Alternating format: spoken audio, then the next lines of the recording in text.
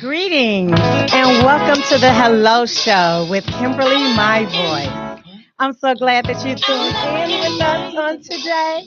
We have a great show for you today. I'm going to ask you, like I always ask you, if you know someone that needs to join this conversation, I want you to share, and I want you to like, because you are listening to the Hello Show. And this is where we platform your voice to make a difference in someone's life.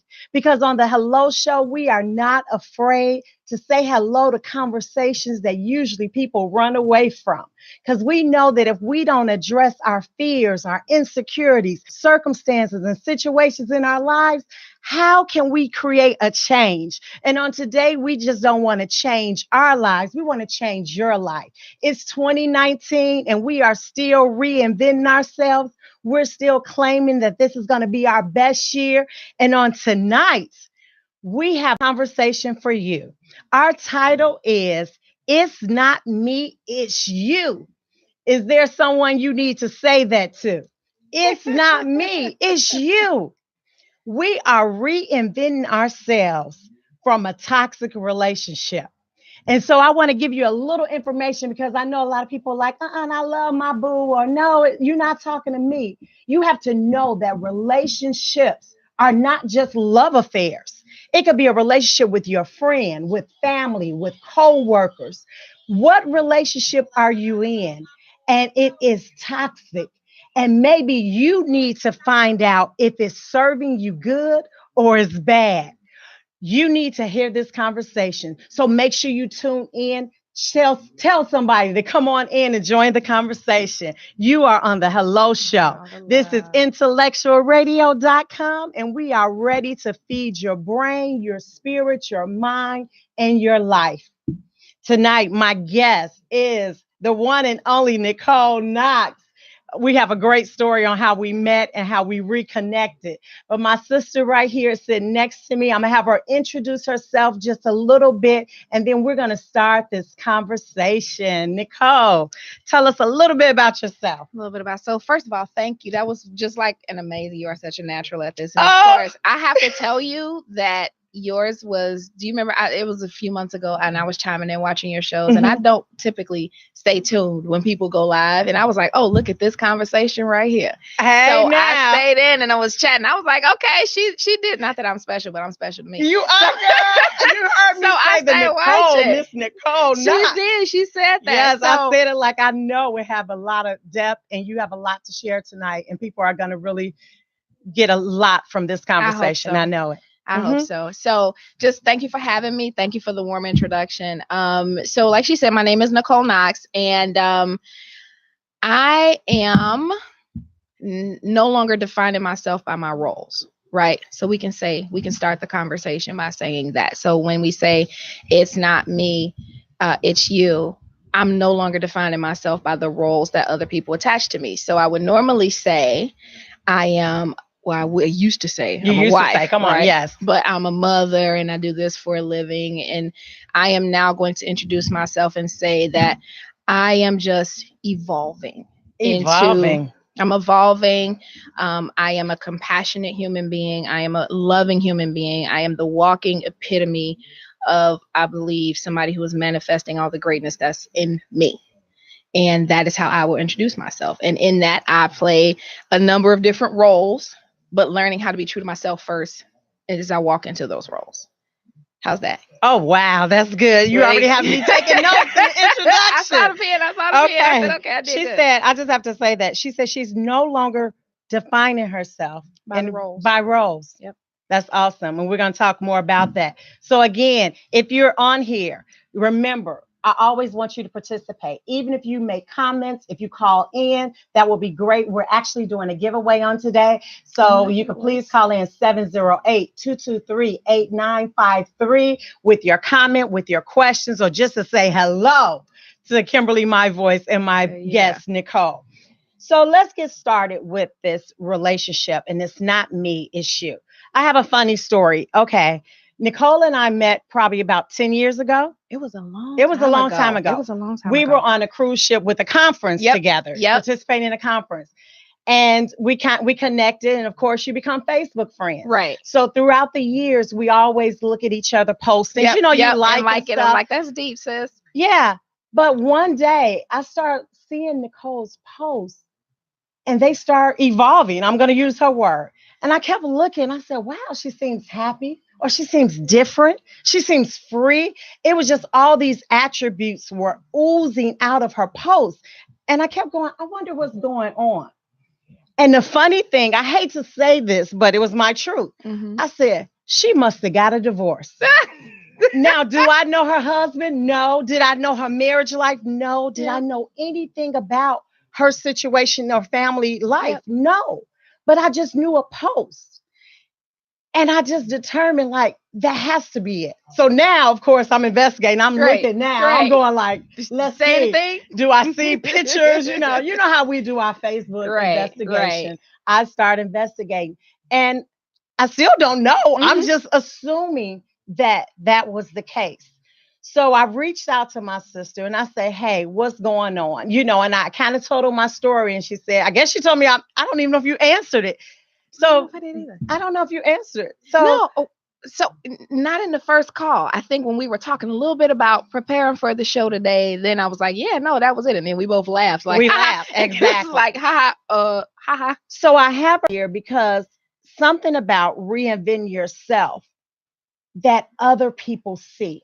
And I know we don't live life for other people, but it's so awesome that someone else can see, like, this person is living. Mm-hmm. She seems like she has joy, or she's fighting for her freedom. Mm-hmm. So tell me a little bit about the time that I first met Nicole, because I started going, I like her. Yeah. Now, I did not like her at first. Right. Not like her, but we were friends, but something about I fell in love with who. But I would even say, though, like, even when we first met, we did bump heads a little bit on the boat. I remember that. Girl, you're gonna tell all the stories. I ain't gonna tell all the stories. But we didn't bump heads in a bad way. Right.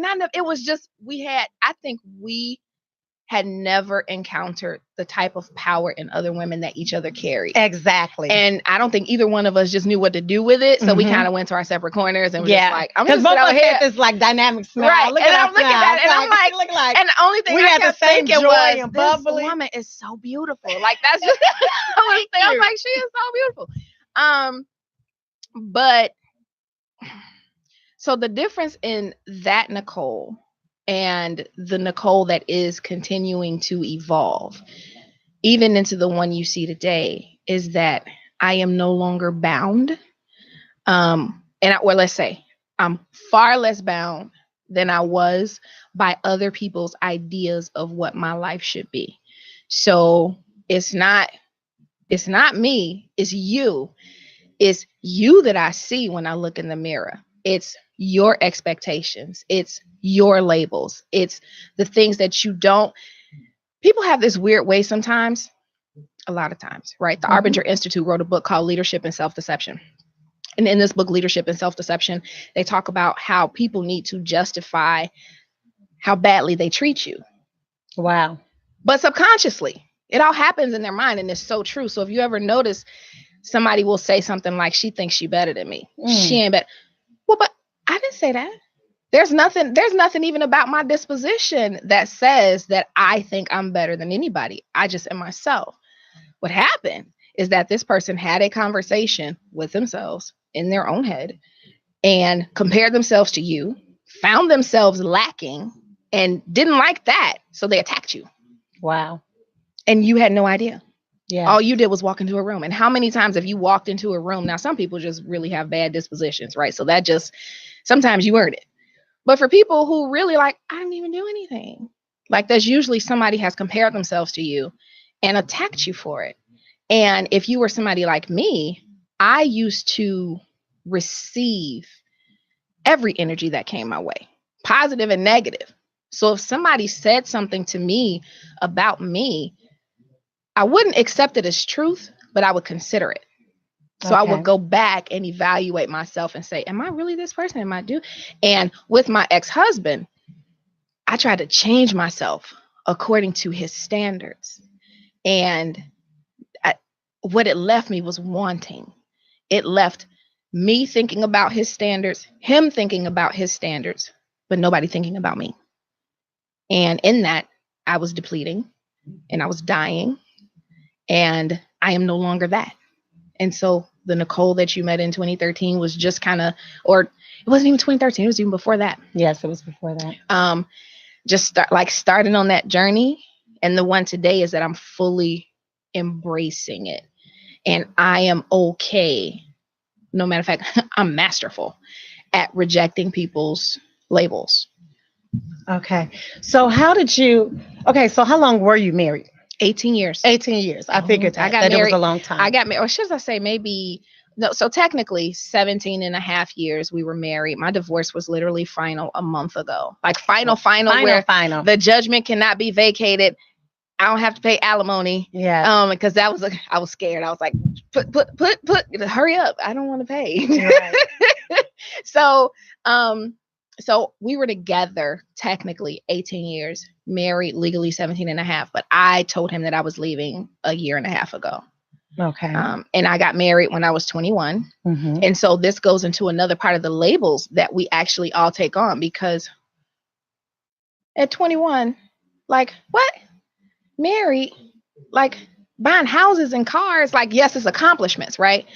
But that was somebody else's requirement for me. That was something that somebody else told me was going to be good for me to do. If I had really honored my truth when I was younger, I probably would have gone and done some acting or something, which is so interesting that I say that, because my daughter is very much into theater. She's very much into theater and all of these things. And I'm like, you get that from your daddy. But now that I'm saying it to you, I probably would have gone and done that. Wow. But I just was following everybody else's rules for my life.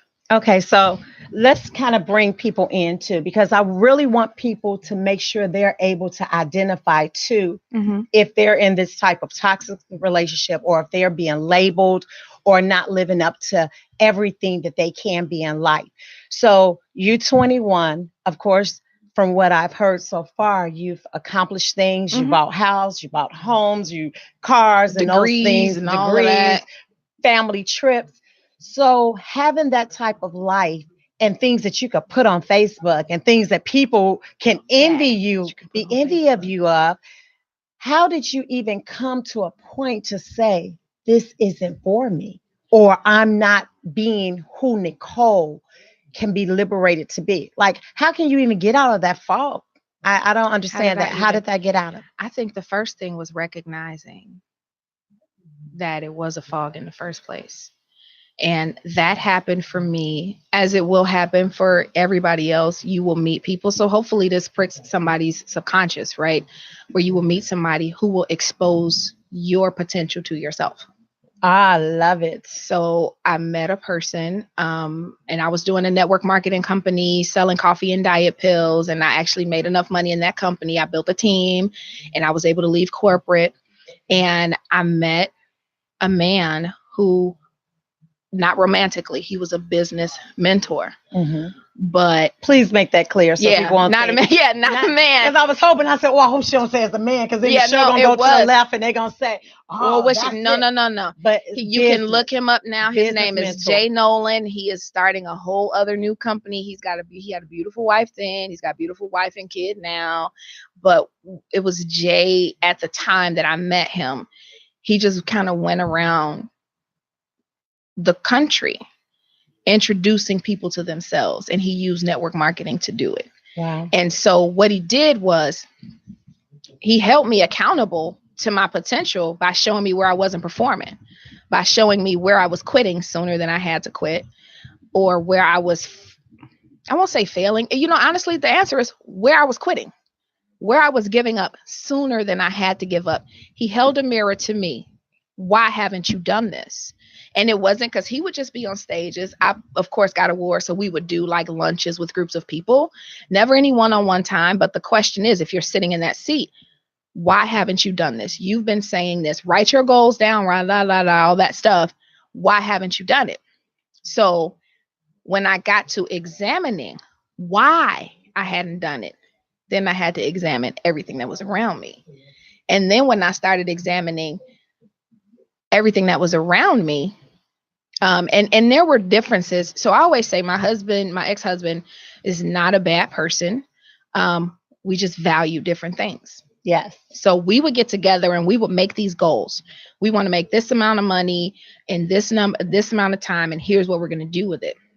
And we plan. And so by trade right now, I'm project manager. So I'm planning, checking the boxes, da, da, da, da.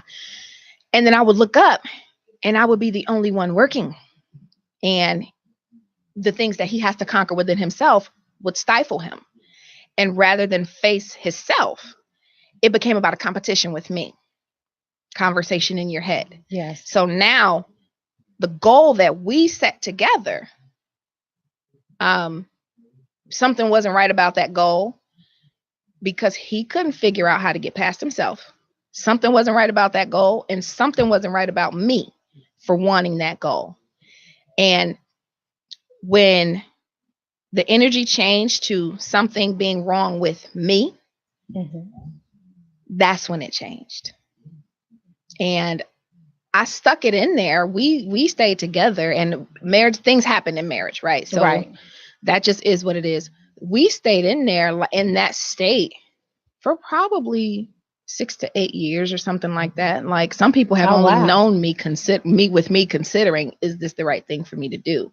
Because when it unfortunately became more about a competition than a partnership, we were dead in the water. And then it becomes about a competition more than a partnership. And I'm steady performing and you're steady being stuck. Well, then your recourse becomes to attack my performance or to attack my standard. Now you're shredding at me and you're supposed to be my partner and you're not doing your part. So it's like, no, this ain't, let me figure out something else. Oh, wow. So I want to go back to a few things you said. You said a mouthful, but I want even my audience to make sure that you identify what relationships you're in. One thing you said, that this guy introduced you to yourself. And I think a lot of times when we're in relationships, we merge so much, or we're trying to please, or we're trying to live up to someone's standard, or we're in competition with other people and their relationships. It's so many things that will have us lose ourselves. And especially being women, right? Like we just naturally helpmeets. We are. Naturally, so, even if he's not our spouse or the right one, but we know how to think about the roles that we play at work. Right. If you see a powerful man in a position, who's around him? It's women. Yes. He doesn't have men around him running his departments. It's men at the top, and then it's a team of women. Yes. Underneath running that. So that's just society. How we fall in line. Think about it's kind of order. It is. And it's order that permeates whether you in a church or whether you in work or whether you wherever. That's just kind of how that is. That's how we were created. So naturally, we fill gaps. And filling a gap, initially, I was fulfilled, right? Yes. It worked for me. I was fulfilled by filling that gap. My family was good. We were happy. We, bought a house in a really nice neighborhood and raised our kids in that really nice neighborhood. And that just became what I did. And I didn't know how else to think about myself. And I think so again, the way that my mentor made it plain for me, and I had several other mentors. So you always doing personal development books. I've bought programs from, multi-million-dollar earners, and you're sitting on the phone, like you're on the phone with these people and they're just talking to you. They're talking to you about them. But in my mind, I'm comparing myself to them, Arbinger Institute book, right? And I'm saying, how did they do it? And I can't. I know I can't. Right. I know if one man can do it, another person can do it as well. So I just started again, looking like, okay, why am I stuck? And then we know that we're the average of the 5 people that we spend the most time with. Yes. So then I start assessing who am I spending my time with? And then we're having these conversations.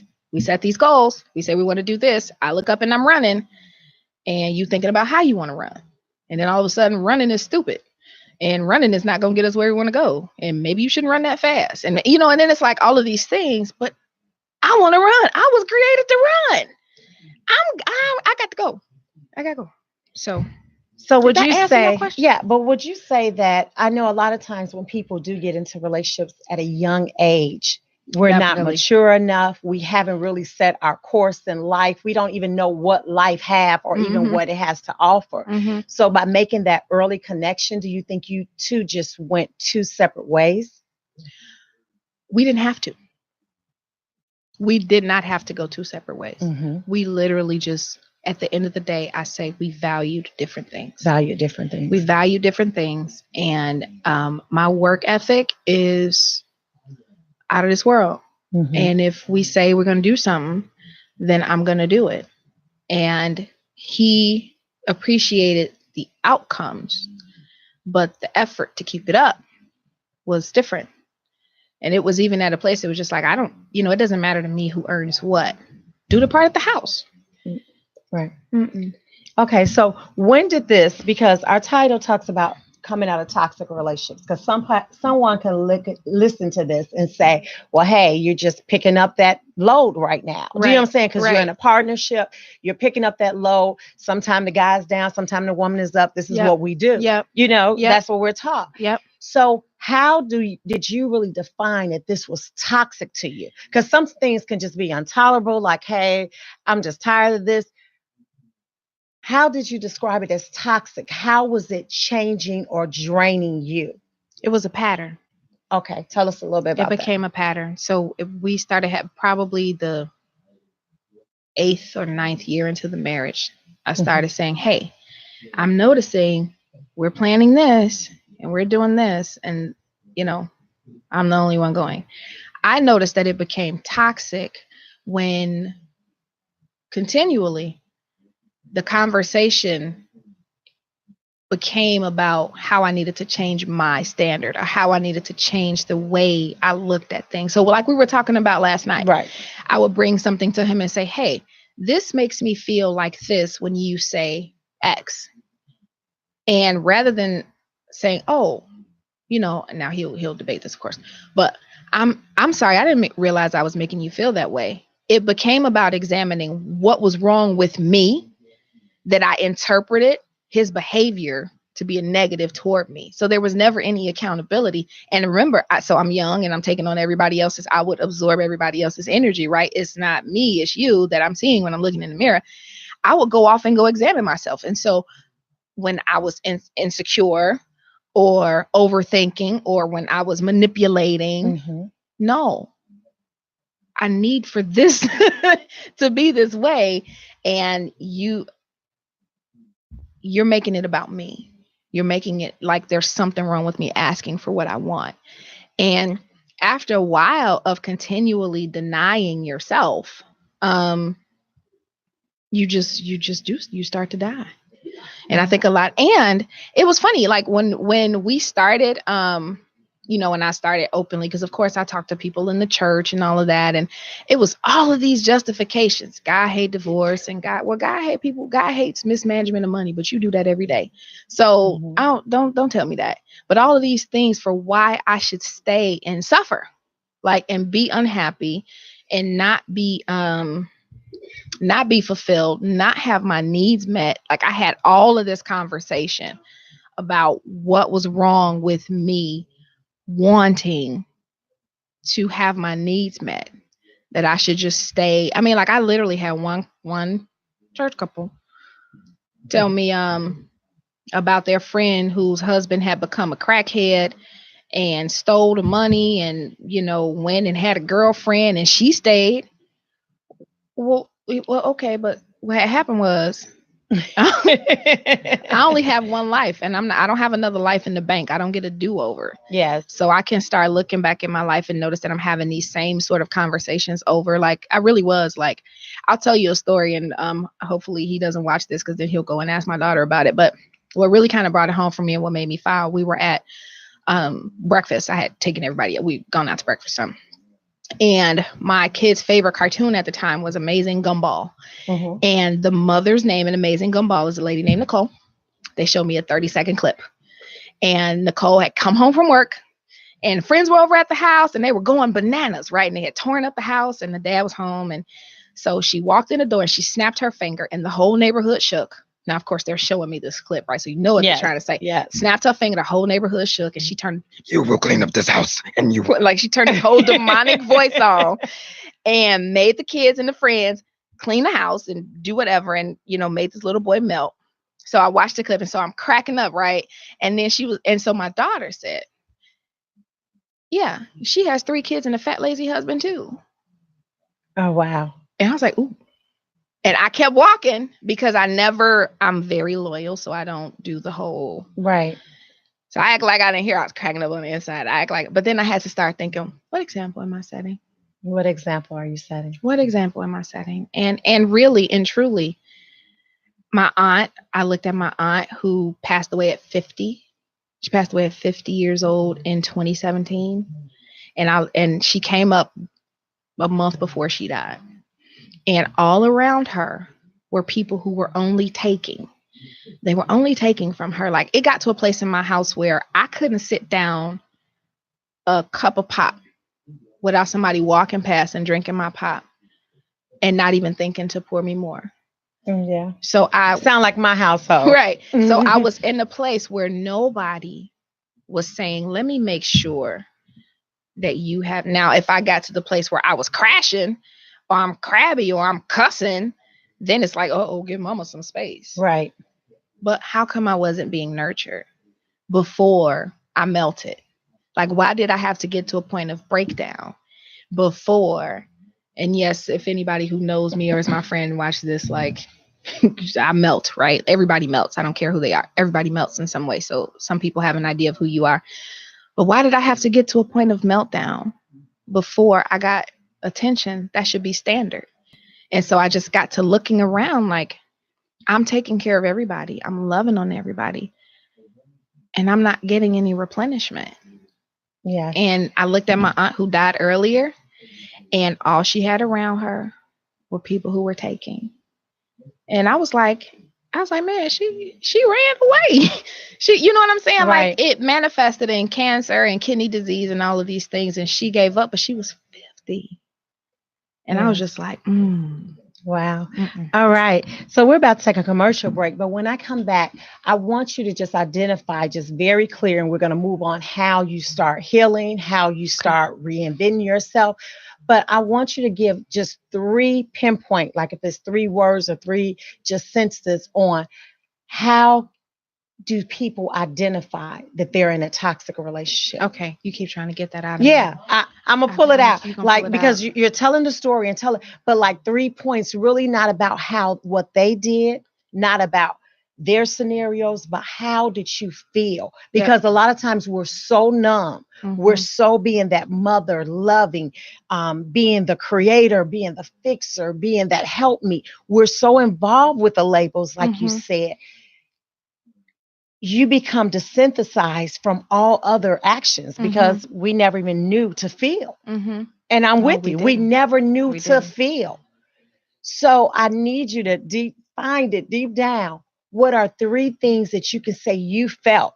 And that's how it should even come. Not like what they did, but like I felt. And you kind of said one. You said melting. Yep. So I'm holding on to that. Yep. But because I want to really give some verbiage to people out there, because we are lost in the labels. How dare you tell me not to be a mother? How dare you know? Right. And that's what I'm saying. Yeah. I don't want anybody to walk away and say, how dare she say she shouldn't have stayed?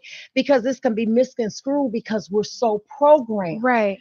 So I really want to get to the nut and the shell, that seed that said, I'm melting. Yeah. You said one of them. Yeah. Because those aren't healthy things. Yeah. You know what I'm saying? Yeah. I could be mother, but to feel I'm melt and actually be able to feel it. Yeah. Well, you melting. Yeah. Listen. Okay. So 2 more things. The melting. Think of 2 more things. Okay. All right. You are listening to IntellectualRadio.com, the Hello Show with Kimberly, my voice. Our sponsors today is You Gotta See This to Believe It. I am wearing some of my bling on today. Remember, it is only $5. It's lead free. It's nickel free. You can also purchase, or you might want to start your own business. So if you're interested in making 2019 your entrepreneurship and get into business, or if you're interested in just looking good, this is actually my favorite. I've worn a lot of different pieces, but I love this one. Make sure you check out the comments. Juanita is about to drop her information in the feed. You can actually reach her www. You got to see this to believe it.com. She's on Facebook, Twitter, and Instagram. So make sure you check it out.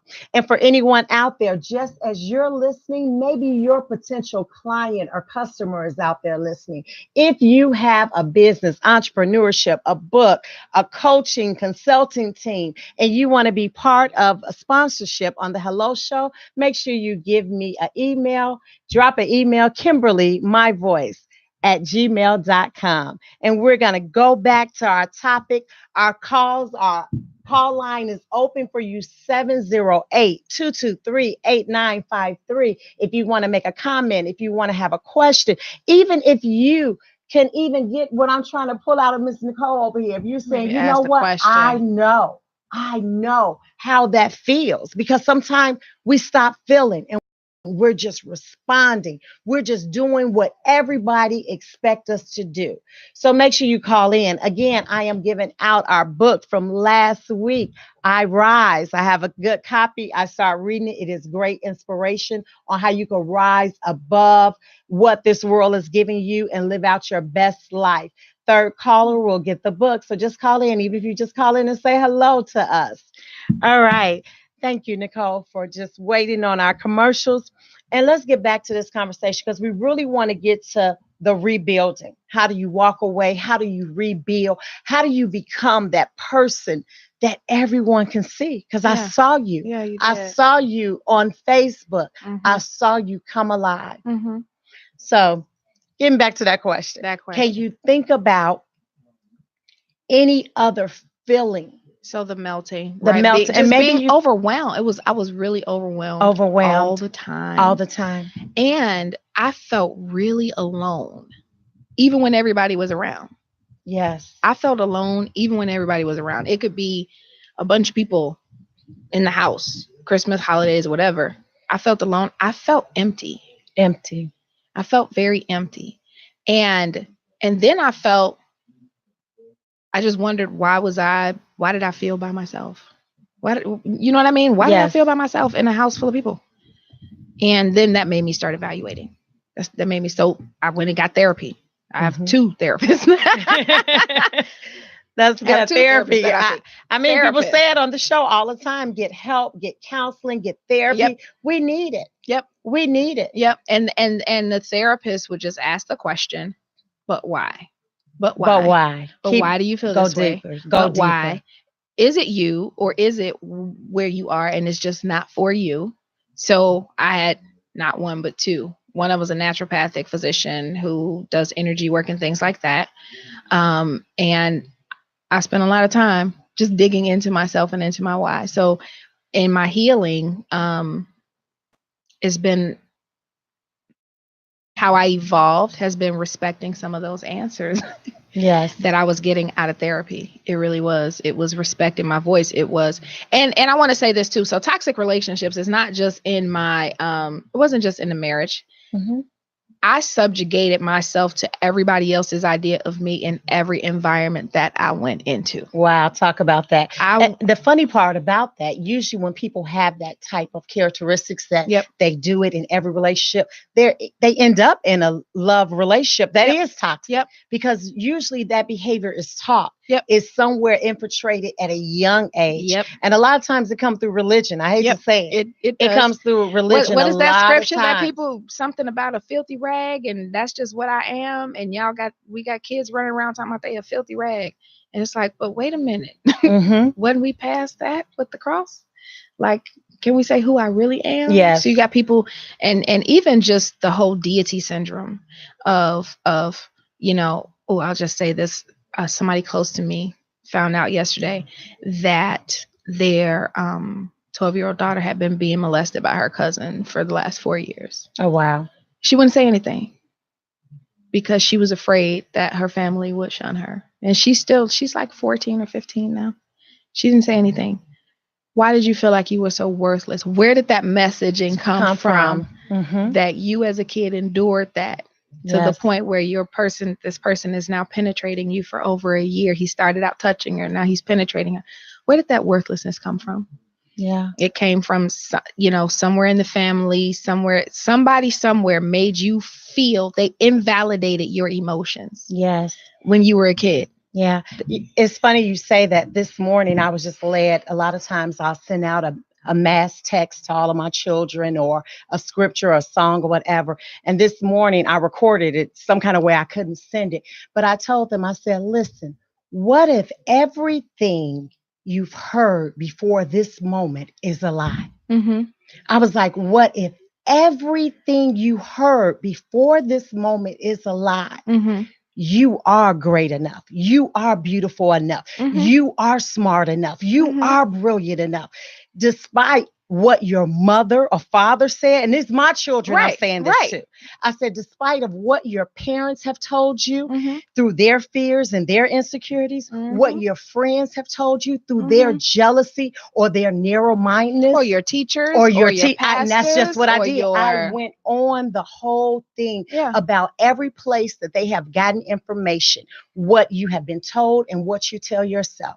I said, what if today you erase all of that and live to your best potential? Because whatever you want to do, it's in you. Right. And it's so funny that I just told them that, and you're validating this, that we're in so many toxic relationships because we believe it's a belief system. We believe this is where we're supposed to be, or this is what we're supposed to be doing. And submission is ingrained into you as a child. Remember, especially like old school parents, right?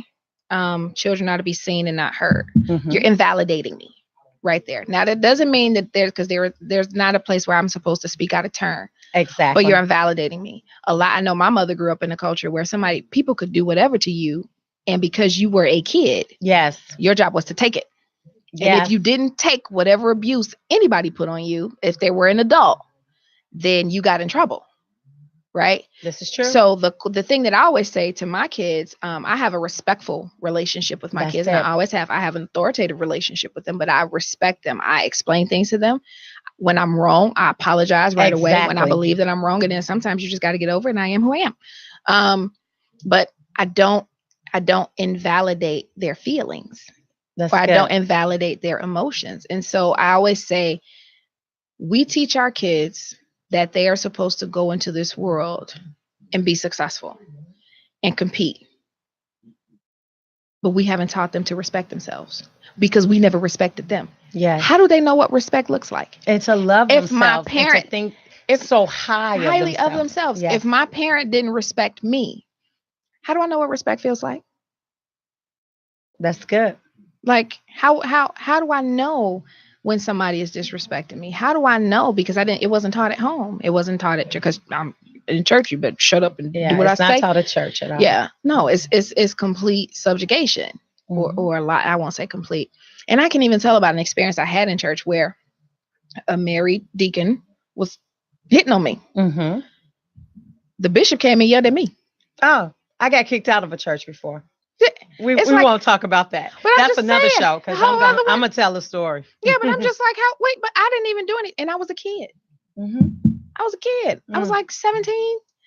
I'm just being cute. I just came to church. I didn't do nothing. But what did I do? Because to not respect my own needs have been so ingrained in me. And then think about it. That's what I saw my mother do. My mother spent her whole life. She was a single parent and hadn't dealt with her own demons. So we kind of do what we see. Exactly. So that's where some of that messaging comes from. Or if it's the teacher, or if it's your friend. Like when I was a kid, one of my best friends at the time when I was a kid, she used to call me the poor girl because we were poor, financially poor, spiritually rich. And she was always jealous of me because of that too. But she didn't know why. She just knew. I just knew that it was that spirit. Right. So we were financially poor, but I didn't feel poor. But so I was the poor fat girl. You know what I mean? And I felt bad about that, because who wanted to be poor and who wanted to be fat? Although I really wasn't fat.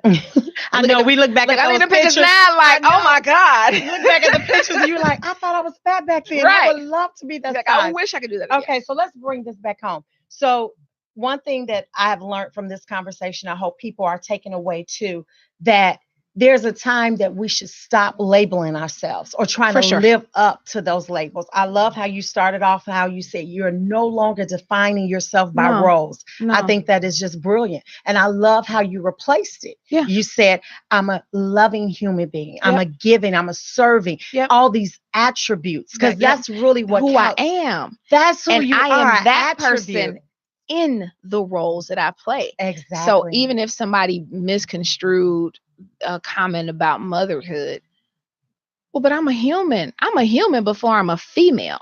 Yes.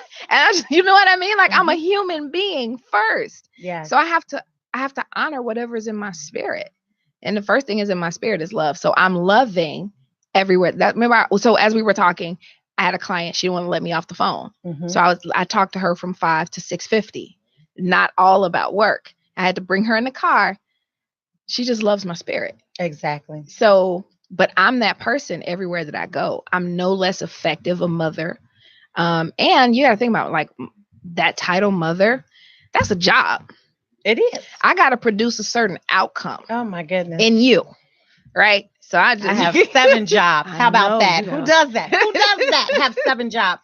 Okay. So you said you removed the labels.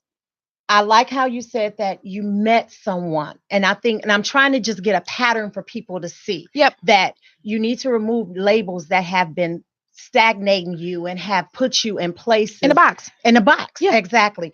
You want to try to reach out and find people that see something in you that you Yep. don't see in yourself. Yep. And so that's how that mentor did. He challenged you to Yeah. do something more. And it wasn't a personal one-on-one relationship. It was. So here's what people have to get comfortable with. You have to get comfortable with the idea that you were probably lied to about what your potential is. That's all I've been talking about today. Right. You're And that's getting what you off sent to your the son. lie. The lie. It's the But that's what you lie. sent to your It's kid. the lie. It's the lie. You got to get Yes. comfortable that society functions on standards and norms. Mhm. But people don't want to hear that, because being in a standard and norm is a standard It's and a norm. standard and norm. It's what we do. And so How if we're I'm programmed. and so if I'm not in the standard and the norm, then what am I? And what do I Exactly. fit? And it's kind of scary if you come from under the labels. Yep. Because you're wondering, well, what did I do if Yep. I get outside the box? Yep. But I dare you to get outside the box, because how, and that's what I want to go to, because we're almost towards our end. How did you start creating? Because so I'm trying to get your map. I'm gonna tell you. You removed yourself because you believe that you're melting. This isn't you. It There's only wasn't. one It wasn't life. feeding me. Right. So how did you come and start becoming, as and Michelle Obama says, how did you start becoming? Because remember, we just said that it could be scary to move from your standard. It is. It's scary to move from that relationship, from the marriage, from what people think, from serving in this role. Yep. You're out there. Yep. What do you do first? The first thing you do is make the decision. The decision. You make the decision that something can be different. You will not know what it is, but make the decision that something can be different. Then you have to explore what really could be different. We can't go out and break all of the relationships that we have and all of the ties. It's just not possible. But there are certain things that can be better for you. Identify what those things are. Yes. You got to identify, because you're never going to have everything that you want. And there's some things you're going to have to live with, and realize that you're somebody's thing to live with too. Right. Yes. So Oh my God. Is that so right? I am something else. Yeah. I know that. You're something that they got to use, somebody's thorn. So it's okay. But then that makes it, I'm saying to attach that label to yourself, because then it makes it easier for you to see other people that way for you. Exactly. Right. How we treat ourselves is how we treat the rest of the people. So make a decision. Something is really off. Be okay with that. And then start looking at. So I started looking at the 7 areas of my life. And I still will pull it up from time to time: physical, spiritual, emotional, financial, and started thinking about what I had on my planner, or a thing like I overthink. So I write down where I am, where I want to be, what's the difference between the two. And if something wasn't lining up and I could change it, then you start putting plans in place to change that. But what will stop people from doing that is fear. Fear. Yes. And so the next thing that I did is develop courage. You will never go through a process fearless. It will never, if you're going to make a big change, it's never going to be comfortable. It's never going to be the right time. But I like that. It's never going to be. It's never going to be the right time. Make a big change. Say that again. It's never going to be the right time. It's always going to be, and you can't predict life. So, courageousness. You have to be courageous. And I'll tell you what, it started with me actually on my job. I got tired of being kicked around. So I left. You left your job as well? I left my job again this time, but some years ago. Okay. I left because I was just like, something feels off. Yes. And you have to be brave enough to choose yourself. If it feels off, it's off. If it feels off, it is off. And you have to respect. That's coming back to respecting yourself. If it feels off, it's off. So you got to decide that you're going to explore what feels off. And then when you identify it, decide if you want to leave it off, if it's something that you got to live with, or if it's something that you can change. And then you have to have the courage to change it. That's good. And when you have the courage to change it, what you end up doing is you take a little bit of your power back from that place that you were in.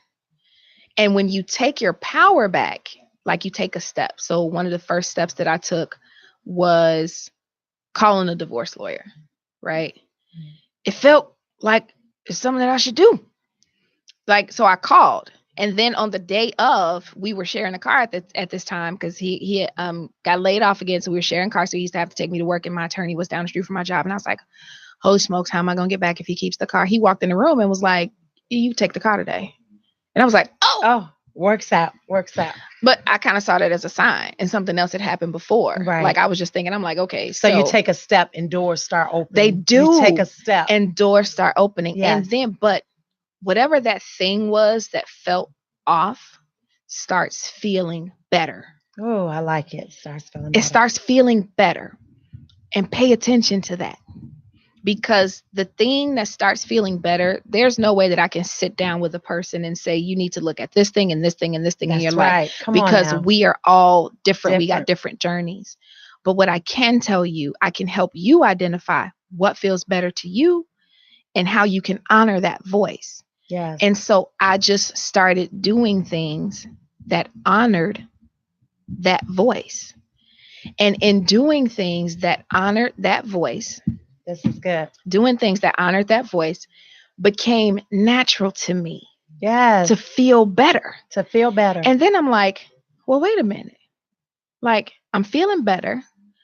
I'm all about productivity. So I'm feeling better. My productivity is not down. It's uncomfortable. Right. It's different. You got to answer some questions for some people. But I'm feeling better. So then in doing things that I felt better because I still didn't know what was. You're going to make me go quit my job tomorrow, girl. I still didn't know what was to be. I still hadn't figured out how to replace it yet. I hadn't figured out how to replace it yet. So I didn't try. I like that. I didn't try to figure out. You just said you didn't know how to replace and didn't try to I didn't try. I just focused on doing things. First thing I did was I kept doing things that made me feel better. That made me feel like I was honoring the person in me. Inside of you. And then I recognized the lie, right? Oh, that's good. Nothing else in my life fell apart. Wow. By me honoring myself. If anything, everything started coming together better. So I'm like, okay, I'm going to do this some more. Right. I'm going to do this some more. And nothing's falling apart. And the world's not falling apart. And, so I kept doing that. And then I got quiet and still. So even my social media activity has changed a lot. I used to go and search for connections. I had to stop. And not relationships, not like romantic relationships, but I would be in conferences and all of that stuff. I had to stop so that I could I didn't want to be the one to pick what went in my life. Come on. Because that's how I got into trouble before. That's how we get in trouble all the time. This is who I should connect with. Yep. This looks good. This seems that way. So what I deliberately, and I was talking with my little sister about this because she was saying, I don't have any friends. And I was like, maybe you're not supposed to right now. Right. Because we're the average of the 5 people that we hang around. Yes. And so if I'm hanging around people who also have limitations, I don't want those. But I'm not strong enough to hang around the people who soar. Right. So when I left my last job, and I was reaching out to a different client relationship, and I said something about banking on myself because it was another risk. And I said, but they say when you jump, the parachute opens. And she said, girl, forget the parachute, find your wings. And I was like, boom. All right. I love you. So I wasn't strong enough to fly with the eagles yet. Not at the level. So I'm an eagle by some people's standards, but at the levels that I want to soar, I wasn't ready. And just like you and I are selective about who we let in our circle, so are the people on the next level that I want to get to. So I was not going back to where I came from, but I wasn't ready to go forward. And so I purposely did not fill that space with anything but myself and my journey and stabilizing for my kids. So I didn't do anything. Like I didn't pick friends. I showed up when I wanted to. I did not show up when I didn't want to. I didn't commit when I didn't want to. And put that down. And I just completely I honored the voice in me. I was responsible with my planning. So I made plans and made sure that my responsibilities would be taken care of. I had to start all the way over. And I just rebuilt a little bit at a time.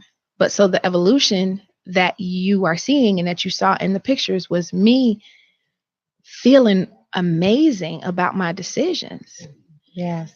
And about your decisions. My decisions. Your decisions. Yes. Your voice, your decisions, your movement. Not that anybody or in some of my mother, will have conversations. Now she gets frustrated with me because she says, she'll say things like, because she's mom, right? And parents are deities in some things. And so she'll be like, I'm feeling like, and I will tell her, I'm not receiving that from you right now. That's it. And it doesn't matter. Because you have to protect it. Once you get it and you fight for, there's a thing of protection. Yeah. So other people have to honor it. They really do. And they have to. And if they don't know how, then I'm going to help you because I'm going to honor it. Yes. I'm going to honor it no matter how you feel about it. And if it makes you uncomfortable, it's probably because you're letting somebody else dishonor you. And so that's the pattern. And so how we treat ourselves is how we expect to treat other people. Oh, wow. So then I just did what came. Okay, we might have to have you back next week and we're going to finish this conversation because this is good. Well, this is really and good. Not only there's more where I can tell you some of the things that have just opened up. Yeah. For me. I believe it. Since. Yeah. I didn't stutter. I said we might have to have you back because there is so much more. So I want to give just one closing statement out to your people out there that is looking. You're welcome, you Lovey. could just tell them, like, not even in 30 seconds, what would you leave them with? What I would leave you with is it's okay to choose yourself. It is a foreign experience because most of us are not taught that it is okay for us to even have a consideration of ourselves. But it is okay to choose yourself and have courage. It's not absence of fear. People always talk about there's no fear and all that stuff. I don't believe in that. I teach courageousness. I teach go no matter how you feel. So choose yourself and be courageous about it. You heard it here on Intellectual Radio with Kimberly, my voice on the Hello Show. If you did not see this whole video, I advise you to go back, rewind. I want you to share, and like. Someone needs to hear this, and that someone I know is you. Awesome. Thank you so much. See you next Thursday. Thank you. We are so honored to have you here, Nicole, and we're going to get our music and hopefully dance a little bit on out. Yes. Wait, I kind of like the beat. You like that? Yeah. That's what's up. I like that.